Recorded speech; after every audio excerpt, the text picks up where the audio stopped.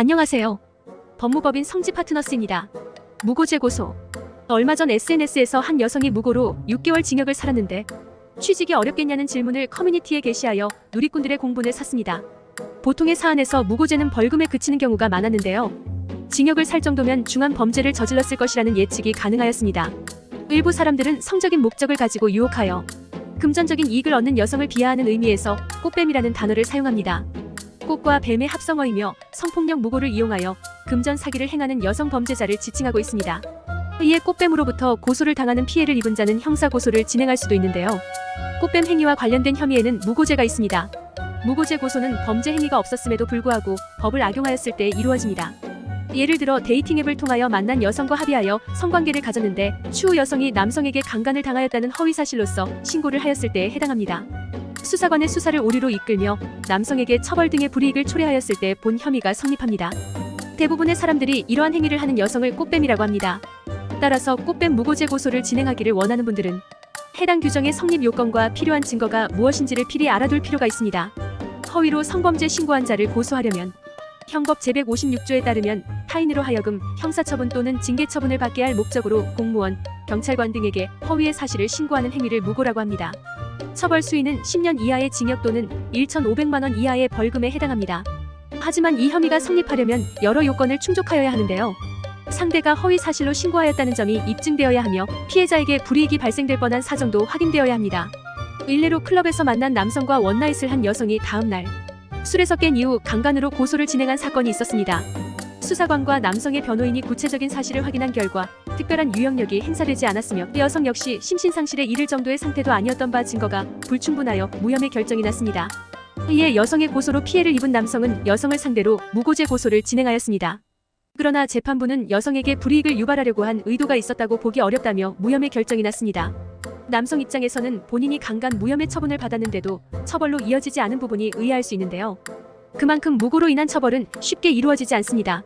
따라서 성범죄 결백을 밝히는 것부터 성범죄 누명을 씀으로써 발생한 불이익을 상대방의 책임으로 묻고 싶을 때는 형사 전문 변호사의 조력이 필요합니다. 실제로 법무법인 성지 파트너스 형사센터에서는 전 여자친구로부터 성범죄 고소를 당한 사례들을 다수 진행하고 있는데요. 최근 결정을 받은 사례를 각색하여 말씀드리겠습니다. 전 여자친구로부터 강간죄로 고소당한 사례. A는 4년차 공무원입니다. 공무원은 품위 유지 의무를 지켜야 하므로 성범죄에 연루되어서는 안 됩니다. 그런데 A는 전 여자친구와 성관계를 하였다가 억울하게 성범죄 혐의를 받게 되었습니다.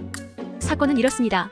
A는 술에 취하여 자신의 집에 찾아온 전 여자친구 B를 집 안으로 들여보냈습니다.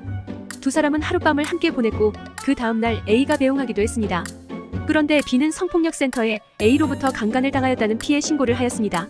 이에 A는 강간죄로 경찰 조사를 받게 되어 법무법인 성지 파트너스를 방문하였습니다. 담당 변호인과 면담 시에 A는 공무원 특성상 혐의가 인정되어서는 안 된다며 매우 힘들어하였습니다.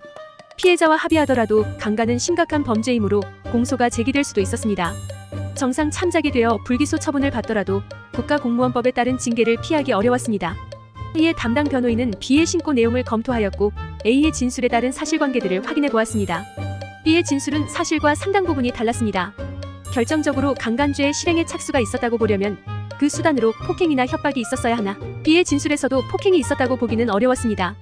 또한 A의 배웅을 받는 B의 모습이 찍힌 블랙박스 영상을 참고하면 B가 성폭력 피해를 입었다고 보기에는 어려움이 있었습니다. 담당 변호인은 이러한 내용을 변호인 의견서에 기재하였으며 재판부에 증거들과 함께 제출하였습니다. 법리와 사실관계를 모두 따져보아도 A가 강간을 행하였다고 보기 어렵다는 점을 적극 주장하였습니다. 그 결과 A는 무혐의 판결을 받았습니다. 이러한 형사 절차 과정에서 B는 A를 형사처벌에 이르게 할 의도가 분명히 있었으므로 변호인과 A는 무고죄 고소를 진행했습니다. B는 술에 취하여 실수를 하였다며 A를 형사처벌에 이르게 할 의도는 없었다고 부인하였습니다. 그러나 성범죄센터 신고 기록, 고소장, 메시지 등의 증거를 종합적으로 검토하였을 때 허위 사실로서 징계 처분을 받게 할 목적이 있었다는 점을 밝힌 결과 기소 결정되었습니다. 성범죄 무혐의를 받은 상태에서도 상대를 무고로 고소하는 일은 쉽지 않습니다. 이에 성범죄 누명을 쓴 피해자라도 주의할 점이 몇 가지 있습니다. 상대를 꽃뱀이라고 지칭하며 무고죄로 고소하겠다는 말을 함부로 하여서는 안 됩니다. 오히려 상대에 대한 2차 가해로 비추어질 수 있습니다. 형사 전문 변호사의 조언에 따라 행동하며 신중히 진행해야 할 사안이란 점을 꼭 숙지하시기 바랍니다. 이상 법무법인 성지 파트너스였습니다. 감사합니다.